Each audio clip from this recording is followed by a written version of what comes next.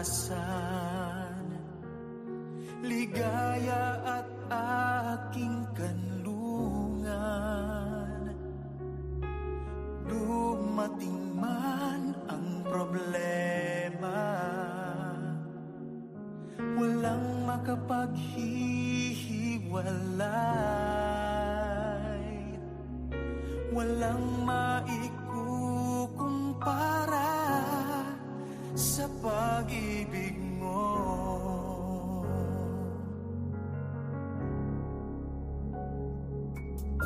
Ikaw ang aking kalakasan, ligaya at aking kanlungan. Dumating man ang problema,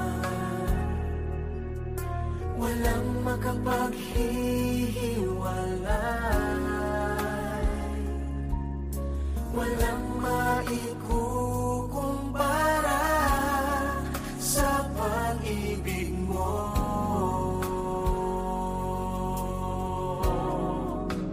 Gaano man kalayo ang langit, pag-ibig mo'y para sa lahat. Luluhod ako sa palad mo, sasamba sa'yo, Diyos.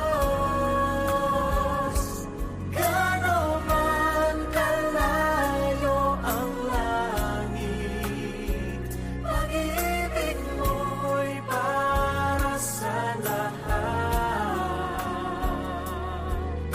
Ikaw aking Diyos, ikaw ang lakas at ligaya ko.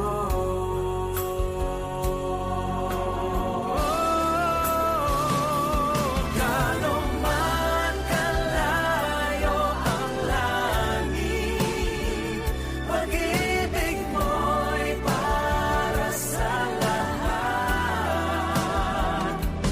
Luluhod ako sa paanan mo, sasamba sa'yo, Diyos. Gaano man kalayo ang langit, pag-ibig mo'y para sa lahat. Ikaw aking Diyos, ikaw ang lakas at ligaya ko. Ligaya ko. Ikaw aking Diyos, ikaw ang lakas at ligaya ko.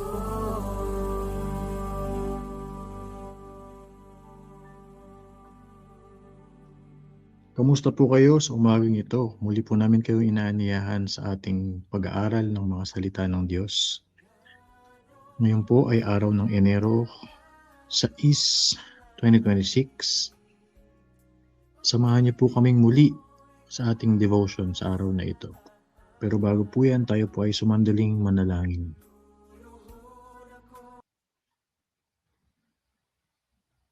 Panginoon, marami pong salamat sa bagong araw na ibinigay niyo po sa amin. Ikaw ay Diyos na tapat, Ikaw ay Diyos na dakila. Kahanga-hanga ka, Panginoon. Ikaw ang hari ng mga hari. Lahat ng papuri at pagsamba ay karapat-dapat lamang na ibigay sa inyo, Panginoon. Sa araw po ito, Diyos, inilalapit po namin ang aming devotion, ang aming muling pagsasama-samang pag-aaral, pagpapalalim sa inyong mga salita. Ikaw po ang manguna sa amin, Panginoon. Lahat ng papuri at pasasalamat ay binabalik namin sa inyo sa pangalan ni Jesus. Amen.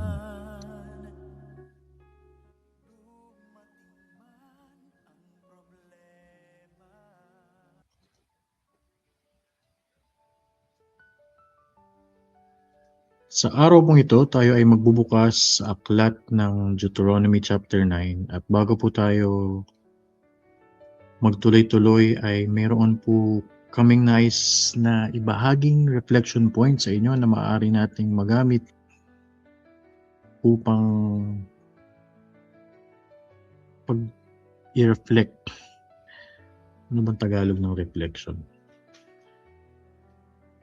Sa pagtatapos ng ating devotion sa araw na ito, ang una pong tanong dyan ay, may mga tao ba sa ating buhay na hindi tayo iniiwan o iniwanan sa pamamagitan ng kanilang panalangin para sa atin? Ang pangalawang tanong naman ay, tayo ba ay personal na nagiging pagpapala sa ibang tao sa pamamagitan ng ating paglapit sa kanila sa paanan ng Diyos?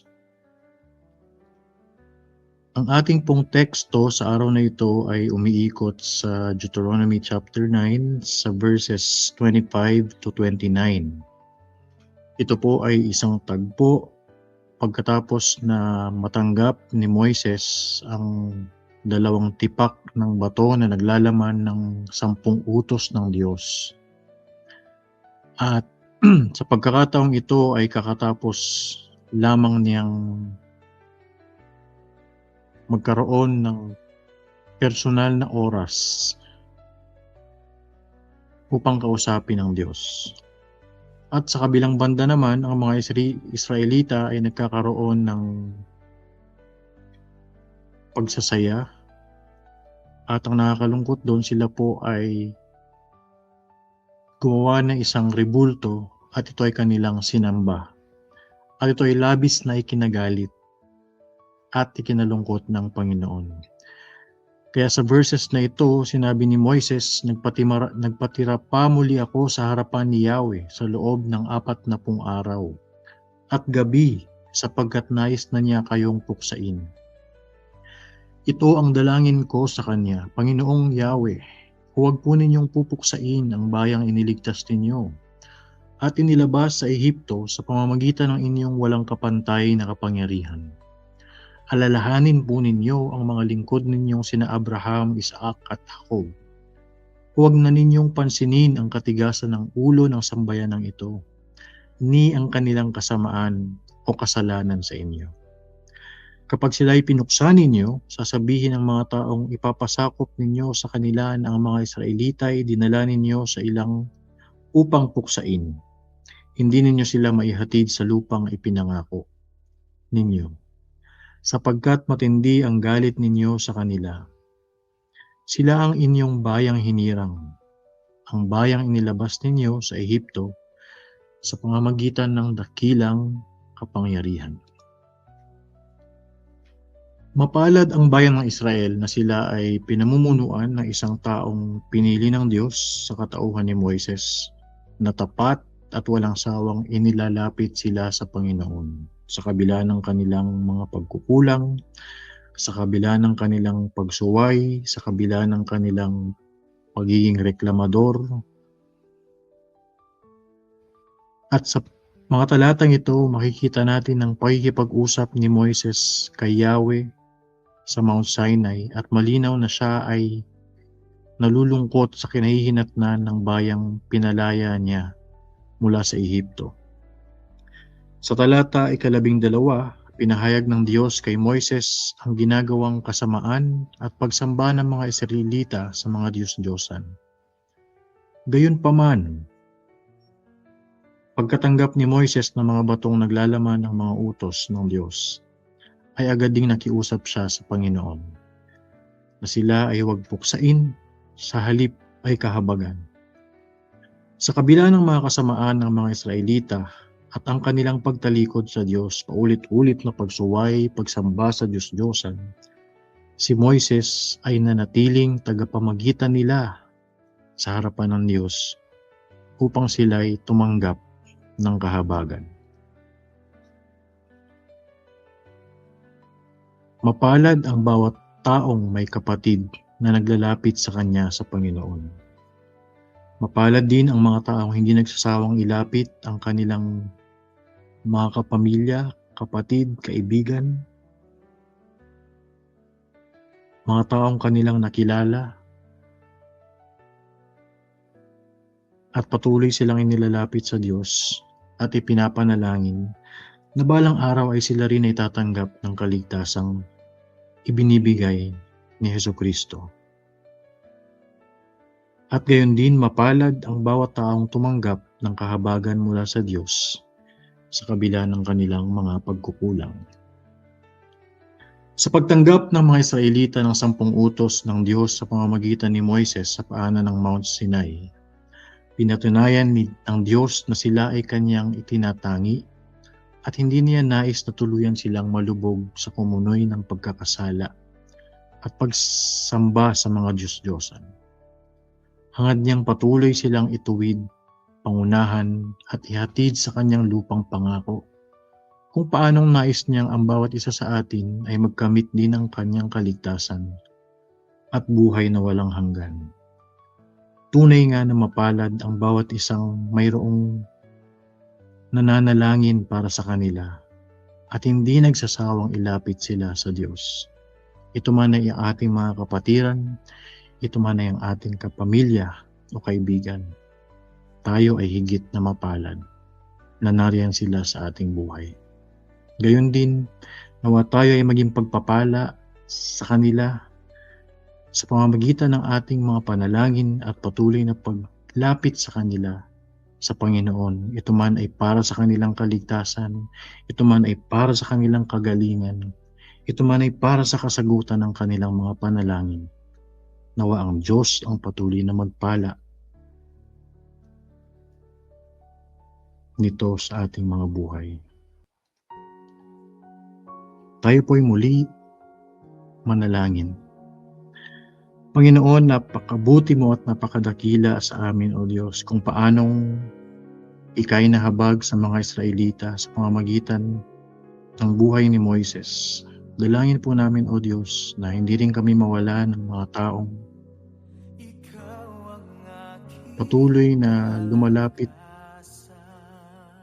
ng aming mga buhay sa inyo.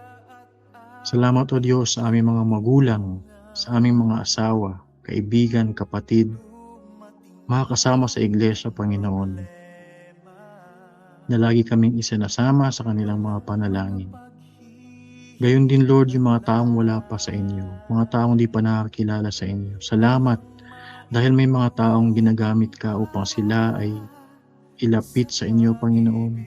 Matanggap nila ang inyong mga salita at matanggap nila ang kaligtasang ikaw lamang ang makapagbibigay. Salamat din, Panginoon, sa pribilehiyo na kami ay maging pagpapala sa kanila, na kami ay maging daluyan ng panalangin sa pamamagitan ng aming mga panalangin, Panginoon. Ang buhay nila ay mapagpala, mapalakas, at matanggap rin nilang kaligtasan ng gagaling sa inyo, O Diyos.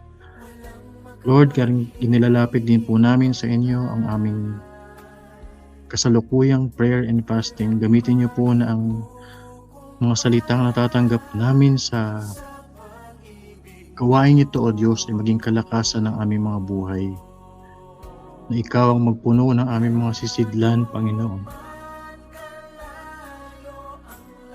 Ikaw ang magpalakas na aming mga espiritu, O Diyos, at maging pagpapala ito sa aming mga buhay. Gayon din, Lord, ang aming mga personal devotions. Gamitin niyo po ito upang maging daluyan ng inyong presensya sa aming mga buhay.